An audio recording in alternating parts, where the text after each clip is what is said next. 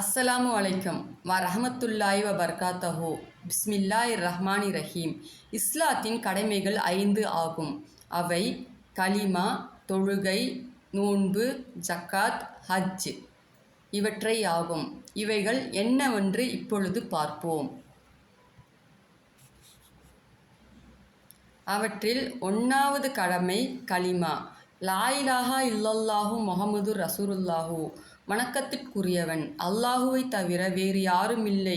முஹம்மது நபி ஸல்லல்லாஹு அலைஹி வஸல்லம் அவருடைய திருத்தூதர் ஆவார்கள். 2வது கடமை தொழுகை. ஃபஜர், லொஹர், அசர், மஹ்ரிப், இஷா ஆகிய நேரங்களில் தொழுகை நிறைவேற்றுவது கட்டாய கடமையாகும். மனநிலை பாதிக்கப்பட்டவர்களும் குழந்தைகளும் இதற்கு கட்டாயமில்லை. 7 வயது ஆகிவிட்டால் தொழுகையை கடைப்பிடிக்க செய்யுங்கள். நின்று தொழ முடியாதவர்கள் அமர்ந்து தொழ வேண்டியது கட்டாய கடமையாகும்.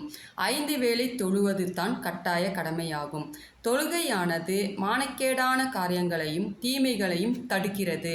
முஹம்மது நபி ஸல்லல்லாஹு அலைஹி வஸல்லம் கூறினார்கள், எமது உம்மத் மீது அல்லாஹ் விதைத்த முதல் கடமை தொழுகையாகும். 3வது கடமை நோன்பு. நோன்பு அல்லாஹ்வுக்காகவே பிரியமான வணக்கமாகும். நோன்பு எனக்கே உரியது, நானே அதற்கு கூலி வழங்குபவன் என்று அல்லாஹ் தஆலா கூறுவதாக முஹம்மது நபி ஸல்லல்லாஹு அலைஹி வஸல்லம் அவர்கள் அருளியுள்ளார்கள். வருடம் ஒரு முறை ரமலான் மாதம் முழுவதும் நோன்பு நோற்பது வயது வந்த சக்தியுள்ள ஆண்கள் பெண்கள் மீது கட்டாய கடமையாகும்.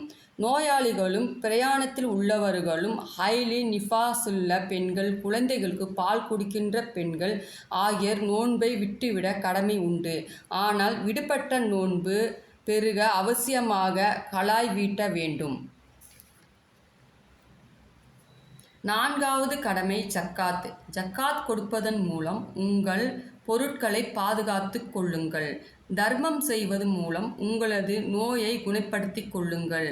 எனது பெருமானார் ஸல்லல்லாஹு அலைஹி வஸல்லம் கூறினார்கள், எவரொருவர் தொழுது ஜக்காத் கொடுத்து வருகிறார்களோ நற்கூலி அல்லாஹ்விடம் இருக்கிறது. ஜக்காத் பெற தகுதி உள்ளவர்கள் ஃபகீர்கள், முஹ்மின்கள், புதிதாக இஸ்லாம் தழுவியவர்கள், ஜக்காத் வரி வசூலிப்பவர்கள், விடுதலை பெறும் அடிமைகள், புதிதாக இஸ்லாத்தை தழுவியவர்கள், விடுதலை பெறும் அடிமைகள், கடனில் மூழ்கியவர்கள், அல்லாஹ்வின் பாதையில் ஈடுபட்டுள்ளவர்கள், வழிப்போக்காளர்கள் ஆகியோர்கள் ஆவார்கள். 5வது கடமை ஹஜ். உடல் நலமும் பொருள் வசதியும் வாகன வசதியும் உள்ளவர்கள் மெக்காவிற்கு சென்று ஹஜ் செய்வது வாழ்நாள் ஒரு முறை கடமையாகும். எவர் ஹஜ் செய்வதை மறுக்கிறாரோ அவரை விட்டு அல்லாஹ் தஆலா தேவையற்றவனாக ஆகிவிடுகிறான். மேற்கொண்ட 5 கடமைகள் இஸ்லாத்தின் கடமையாகும். ஆமீன் ஆமீன் யா ரப்புல் ஆலமீன். அஸ்ஸலாமு அலைக்கும் வரஹமத்துல்லாஹி